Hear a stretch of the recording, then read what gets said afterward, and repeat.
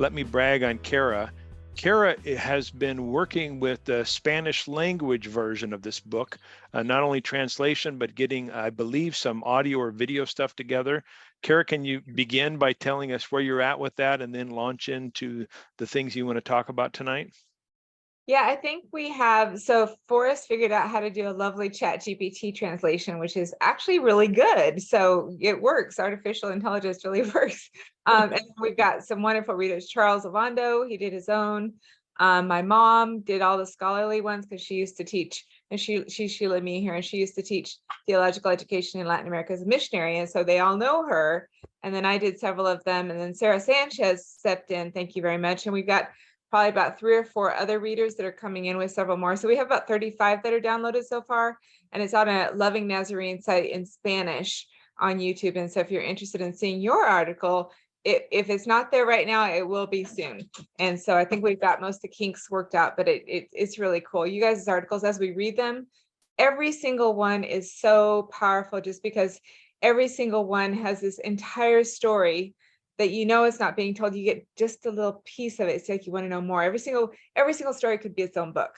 And so I am enjoying reading them just because I get to feel it, with what you guys have shared. So thank you for your articles. They're amazing. Absolutely. And thank you for the work you've been putting into that. Thank you so much. You're welcome. So Kara, the topic that you have chosen to discuss today is quite a strong statement. You said the church is willing to turn on its own children for its own agenda. The agenda rules over love. Can you tell us more about what prompted you to come out with this pretty strong statement?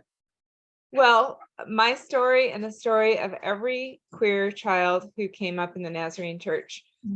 In a second, we were dropped. In a second, grew up in the church, went to the church, were actively involved in the church, and we were dropped in a second. That's pretty harsh. I mean, that's child sacrifice. And who does that? That's just not decency. And so I will stand by that statement. It's true. Absolutely. Yeah. Can you tell us a little bit more about your story and your experience in the church now and where you are now?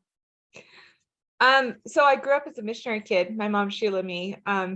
And I didn't really know much about homosexuality. I didn't really know much about anything other than church life. And so I just towed the line. I followed the rules. I was in leadership every year of my life.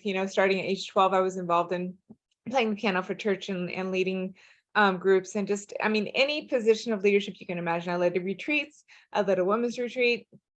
Just church board, anything you can imagine during my entire life. And then I had issues with I was married for 15 years to somebody I should never have been married to. And we always had issues, but it was the expected thing. So when you're a young adult, you have this time frame when you're supposed to get married. And those of us who did that because it was expected often live to regret it. And I did from the first week. And so trying to live out, what does it mean to be a wife in this role that we are given? All these roles we're supposed to follow. And so finally I was given the advice, and it's in my article. I was given the advice by the man the missionary uncle who married us, that if I'm feeling sad or struggling in my marriage, to just smile, because then my body will just respond. It's a half smile DBT skill. Well, you cannot live that way for 15 years and be okay. So I wound up going to a psychiatric hospital. And this, I'm well known in the church. I've been in the church my whole life, and I'm in a psychiatric hospital because I could not be in that marriage any longer. And I fell in love with a woman, but I didn't have the words for it. I didn't even recognize it when it happened, but my heart would beat faster and I hung on every word, didn't break any rules, but I was so madly in love with her. And I had never experienced that in my 37 years of life. So that was something to grapple with, and that the psychologist at the hospital named it, and that freaked me out. And then I basically lost everybody in my life through a series of different things that happened. And everybody in my life was the church, and every single person in my life was gone just like that. And I had my mom, who's here, my now wife, who I've now had for 15 years, and I've never fake smiled, and one friend, and I just had breakfast with her this morning. And since then, it's been really interesting because I've found people like Charles Ovando, who spoke earlier, we were kids together, Bethany Raya, she went to church with me and we had similar experiences, but we're all not there anymore. Why not? Because we were told not to be. But we grew up in the church. We are children of the church. And every person who's written is like second generation, third generation, fourth generation Nazarene. And just like that, we're let go. I'm curious, so many of the essays, our authors speak about their, being second, third, fourth generation Nazarene. What do you think that, what kind of effect do you think that has on a reader who maybe is not currently affirming? Why do we all talk so much about our deep Nazarene roots? Can you ask that in a different way? I'm not sure I understand.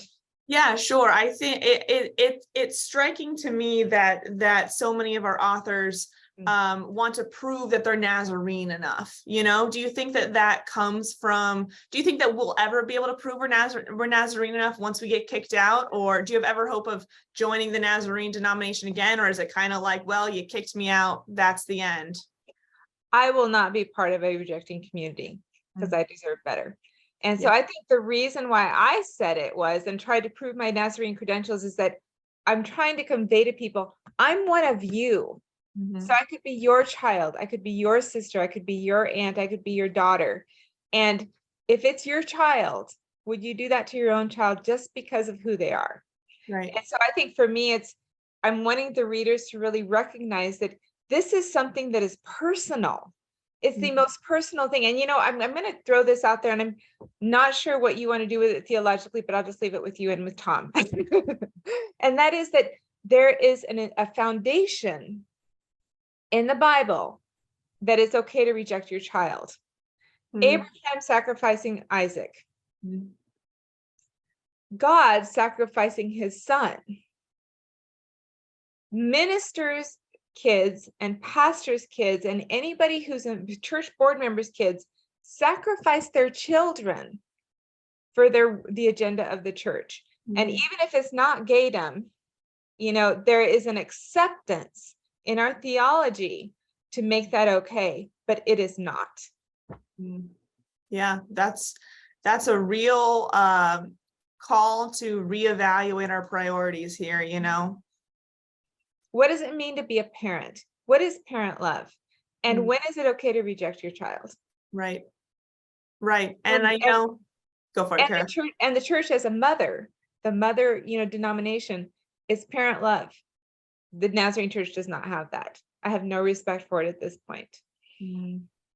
Wow. So as an outsider, do you have any hope at all that the church will ever become affirming? Do you think it's kind of scorched earth?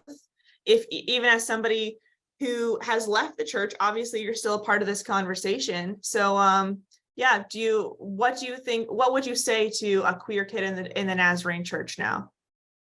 I'm in this conversation for people who are queer. That we don't have to sacrifice ourselves to try to buy somebody's love or get somebody to love us. We don't not have to sacrifice who we are for anybody to love us, even a church. That's so crucial. And I think that this is also going back to what you said about that, it could be any of us in the church. I think that there's often in this conversation within the church, the idea that queer people are somebody else, that the LGBTQ are over there and we need to learn to accept them. And I think that it's a real shift in the mindset that the Nazarene church is full of queer people already, and you just might not know about it. And we need to have a real reckoning with that. And the option is either push them all out and cause a whole lot of harm, or recognize them as part of your real community.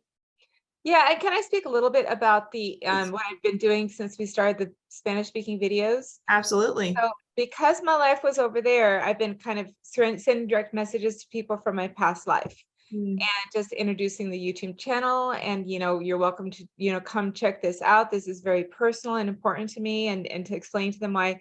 And there are people coming out from my past that I haven't seen for 45 years. I mean, literally 45 years, 30 years. It's been years since I've seen these people. And as soon as I can talk. That's what's happening all over the world right now, that people have things they want to say about this, but they cannot in the Church of the Nazarene, because if they do, they are not the Sunday school teacher anymore. They are not in the church board anymore, just for having the conversation. Come on now. Just for talking about it or doing research about it or asking the question, you lose your relationship with the church. That's not right. Mm-hmm. Yep, absolutely. I think that is such a hard reality that we're faced with. And thank you so much for all of the work that you're pouring into this community, to the book, to being willing to speak out to a group that, has really harmed you personally. So thank you so much, Kara.